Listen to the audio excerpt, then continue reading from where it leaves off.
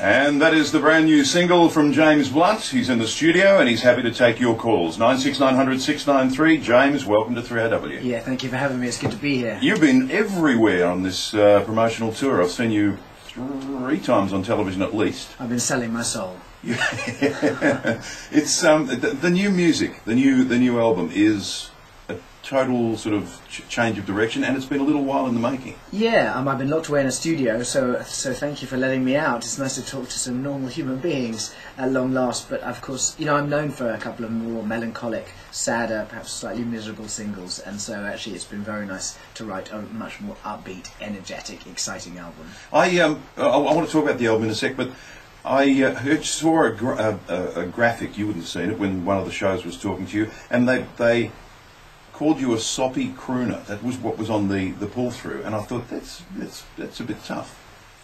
Well, I guess, you know... A soppy crooner changes direction, was what it said. Yeah, I mean, you know, for my first album, at least, I'm known for Goodbye My Lover and You're Beautiful, and they're pretty miserable songs. And then, you know, of course, with our second album, I picked up 1973, was still a very nostalgic song, but I think I've always, you know, retained that troubadour title. But yeah, it is, of course, it's going to be very nice and great fun for us to play live, at least with an album of much more upbeat songs that rock out. With those early songs, someone said to me before, it's sort of bookended life. The song you can play at a wedding and the song you can play at a funeral. Yeah, I've also got a song for divorces that's called I'll Take Everything from the second album, you know, and a couple of bar mitzvahs and christenings and other things along the way. The new album, 14 months, that sounds like a long time. I've got a musical background, but that sounds like a long time to be stuck away in something like this environment here. Yeah, I did it all in London. This album is written and recorded in London.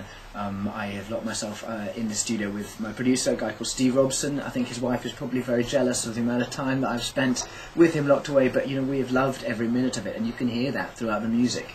And you know, 40 months it took us that time, because we've focused on writing some of the strongest songs I've ever written, and for me, this is the kind of songs I always wanted to write, and this is the kind of music I'd like to listen to. Why the other songs then at the beginning?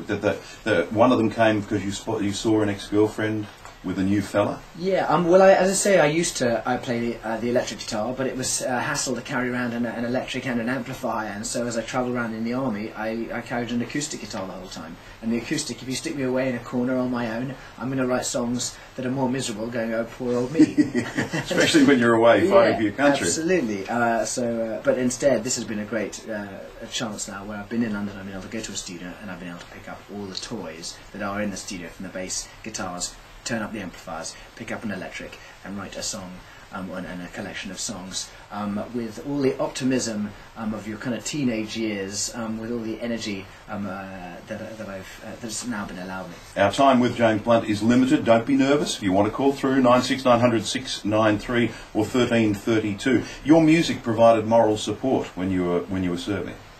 Well, you know, I think for most musicians, it's a way of expressing yourself, particularly as a man, a British man, an ex-army officer. You know, if you ask me on my worst day of my life, when everything had been taken away from me, how do you feel? I'd say, I'm fine, thank you. That's how we would express ourselves in everyday conversation. But of course, you know, there's still emotion in there, and I express mine through music. The gap between album 2, album 3. Was that deliberate? Some people thought you sort of disappeared away, but you were taking a conscious direction. No, I promise I haven't been slacking. I went on a world tour for 2 years since my last album, and we travelled the world and elsewhere. I passed through Australia for one moment, and that was fantastic. I ended up in really strange places like Albania, Kazakhstan, where of course you're not allowed to mention Borat, they get upset if you mention the movie. My favourite concert in Beirut, in Lebanon. Some incredible experiences, but that was 2 years on the road, and then I took a bit of time out with friends. A couple of months was all it was, really, but otherwise then I've been locked in a studio for a year. Doctors Without Borders is something you've got involved with, and that was from your time when you were serving, but you still contribute to that when you're touring. Yeah, And what is it? I'm not sure. Yeah, of course. Let me tell you then. I was in the army, and my time on operations was in the war in Kosovo in '99, and I kept on bumping into these guys who were ahead of everybody else. They were doctors and helpers who had voluntarily taken time out from work to go and help the civilians in those situations and give them medical care and attention. And they were out there saving people's lives. They do so in man-made disasters and in natural disasters as well. And it became very evident that they were really proactive and doing the job. And I always thought that if I could, I would love to be involved with them. I'm fortunate enough now that I'm in a position where I can talk about them down this microphone to people. On my tour, I raise money for them, and I'm coming here on tour in May next year, and we will run an auction every single night for people to bid and win, and they can come and hang out with my band and get drunk, but the money we raise goes to Doctors Without Borders. Do your musicians drink, do they? To who? Your musicians drink, do they? That's the secondary part of the job. So May next year, that is great for James Blunt fans.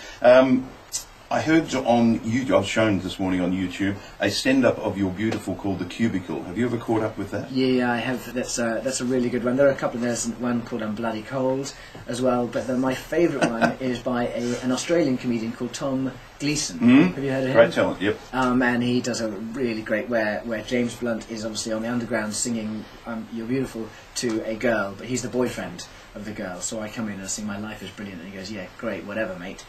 Move along, and he tells the story in between that.